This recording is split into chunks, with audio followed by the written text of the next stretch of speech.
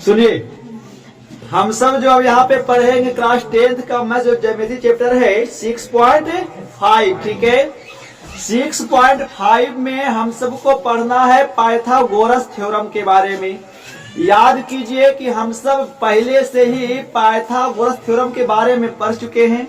जब आप class 9th में थे उस समय भी आपको बताया गया होगा पाइथागोरस प्रमेय के बारे में, और हम उसके आधार पे कुछ सवाल को भी लगाए थे, ठीक है।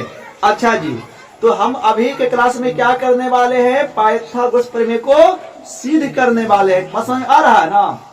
हम सब क्या करेंगे यहाँ पे, पाइथागोरस थ्योरम को सिद्ध करेंगे, लेकिन उससे पहले हम कुछ छोटी छोटी बातें जान लेंगे, ताकि जब हम सब पाइथागोरस थ्योरम को सिद्ध करेंगे ना, तो हमको सिद्ध करने में काफी ज्यादा आसानी होगा, ठीक है। लॉन्ग विधि से नहीं, हम सब सिद्ध करेंगे शॉर्ट विधि से। कब, जब हम कुछ बातें जान जाएंगे उसके बारे में, तब। आपको यदि कहीं जाना रहे और आपको किसी उसके बारे में पता ही नहीं है, स्पष्ट बात है कि बहुत लंबा दूरी तय कर पाएंगे। यदि आपको कोई इशारा भी कर देगा कि देखो ना यहाँ से ऐसे जाना है, ऐसे जाना है, ऐसे जाना है, तो आप है कि स्पष्ट बात है कि समय आप कम लीजिएगा जाने में, क्योंकि आपको पहले से कोई क्या कर दिया, डायरेक्शन बता दिया है कि यहाँ जाओगे, फिर ऐसे जाओगे तो यहाँ पहुंच पाओगे। उसी प्रकार से हम सब अभी के क्लास में क्या करने वाले हैं, पाइथागोरस थ्योरम को सिद्ध करने के लिए हम 2-3 बातों को पहले जान लेते हैं, उसके बाद हम सब उसके बाद आगे बढ़ते हैं। याद कीजिए, हम इसके लिए हम जगह भी छुड़वाए होंगे जब कि सिद्ध कीजिए कि एक समकोण त्रिभुज में कर्ण भुजा का वर्ग शेष अन्य दो भुजाओं के वर्गों के योग के क्या होता है, बराबर होता है। ये बात किसने बताया, पाइथागोरस ने कहा था कि यदि एक समकोण त्रिभुज है तो समकोण त्रिभुज में कर्ण भुजा का वर्ग जो है शेष अन्य दो भुजाओं के वर्गों के योग के क्या होता है, बराबर होता है। और बराबर होता है या नहीं होता है सिद्ध करेंगे ना भाई। कोई आदमी कुछ कह के चल गया, पाइथागोरस थ्योरम दे दिया, और वो थ्योरम सही दिया गलत किया, प्रूफ करना होगा ना, तो प्रूफ करेंगे। लेकिन प्रूफ करने के लिए हम कुछ बात जानेंगे। सुन लीजिए, जब हम सब सुनो जी, जब हम सब बाबू यहाँ पे पाइथागोरस प्रमेय को सिद्ध करेंगे इस प्रकार से, चलिए मान करके कि ABC एक पाइथागोरस प्रमेय है, सॉरी एक समकोण त्रिभुज है जिसका कोण B क्या है, समकोण है। अब पाइथागोरस के अनुसार क्या होता है आपको पता ही है कि कर्ण समकोण के सामने वाली भुजा क्या होती है सर जी, कर्ण होता है। अब कर्ण को लिखते हैं एज से न्यून कोण के हिसाब से लंब और आधार होता है। जब इस न्यून कोण से आएंगे तो इस न्यून कोण के सामने वाली भुजा ये लंब हो जाएगा और बाकी ये आधार हो जाएगा। हम जहाँ आधार को B से लिखते हैं और लंब को हम सब B से लिखते हैं, ठीक है। तो इस आधार पे पाइथागोरस ने क्या कहा था कि एक समकोण त्रिभुज में कर्ण भुजा का वर्ग जो है, कर्ण भुजा का जो वर्ग है शेष अन्य दो भुजाओं के वर्गों के योग के बराबर होता है ना। ये बात बोला था पाइथागोरस, इसीलिए से इसको पाइथागोरस सूत्र भी कहते हैं। और शॉर्ट में लिखेंगे तो h² बराबर स्क्वायर।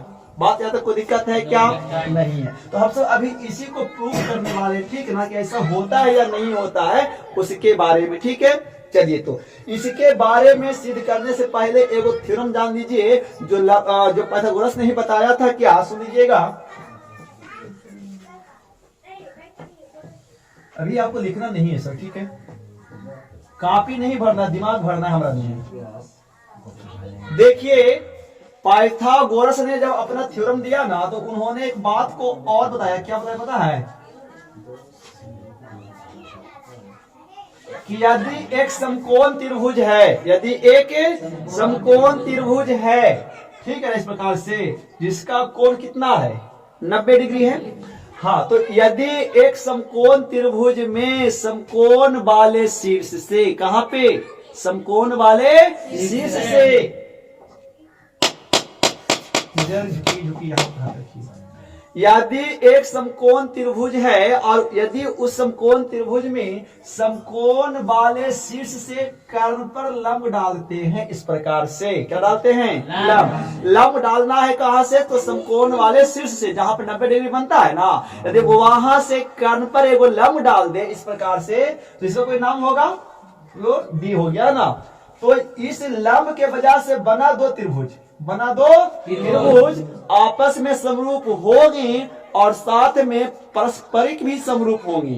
कहने का मतलब क्या हुआ सजी, यदि एक समकोण त्रिभुज है, समकोण त्रिभुज में हम समकोण वाले शीर्ष से यदि कर्ण पे लंब डाल देते हैं तो इस लंब के वजह से बना दोनों त्रिभुज आपस में समरूप होगा। बताओ एक बात में, जब इस समकोण वाले शीर्ष से जब लंब डाल देते हैं तो इसके द्वारा जो अभी जो त्रिभुज एबीसी था बड़ा त्रिभुज, वो बड़ा त्रिभुज कितना भागों में बढ़ गया, दो भागों में। एक तो बटा कौन त्रिभुज BABD बटा त्रिभुज ABD बन गया और एक वो बना कौन त्रिभुज BDC बन गया, त्रिभुज BDC बन गया। तो लंब के वजह से जो त्रिभुज बना ना वो हमेशा क्या होता है, समरूप होता है, ऐसा कहना था।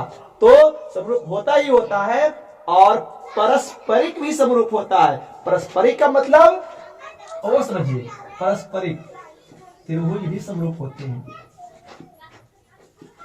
तो पारस्परिक का पता क्या हुआ, देखो जैसे मेन बड़का था त्रिभुज एबीसी, तो बड़का का समरूप छोटका भी एगो हो जाएगा। तो कौन छोटका है वो, ABD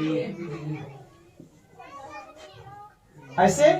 और फिर पारस्परिक एगो बनेगा एबीसी के तुलना के साथ BDC के साथ, ऐसे भी समरूप होता है। यानी दोनों छोटका तो समरूप होबे करेगा। इससे एगो बड़का एगो छोटका, एगो बड़का एगो छोटका भी आपस में क्या हो जाएगा, समरूप हो जाता है। प्रमेय कहता है। तो हम इस प्रमेय से आगे बढ़ेंगे और इसी की सहायता से क्या करेंगे, त्रिभुज को सिद्ध करेंगे कि क्या सच में एक समकोण त्रिभुज कर्ण भुजा का वर्ग शेष अंध भुजाओं के वर्गों के बराबर होता है या नहीं होता है, हम सिद्ध करेंगे इस प्रमेय से।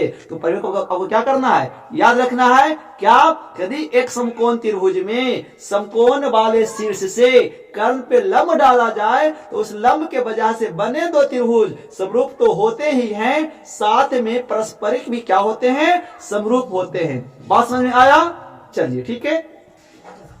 तो पाइथागोरस प्रमेय को सिद्ध करने के लिए थ्योरम आपको आना चाहिए। जब हम सब सिद्ध करेंगे तो यहाँ पे हेल्प होगा है ना। हम इसके वजह से बहुत आसान तरीके से क्या करने वाले हैं, हम सब पाइथागोरस को सिद्ध करेंगे, ठीक है। जो जब सिद्ध करेंगे तो इसका वीडियो कल आएगा। तब तक के लिए नमस्कार, मिलते हैं अगले वीडियो में। थैंक्स फॉर वाचिंग, जुड़े रहिए एनआर क्लासेस के साथ।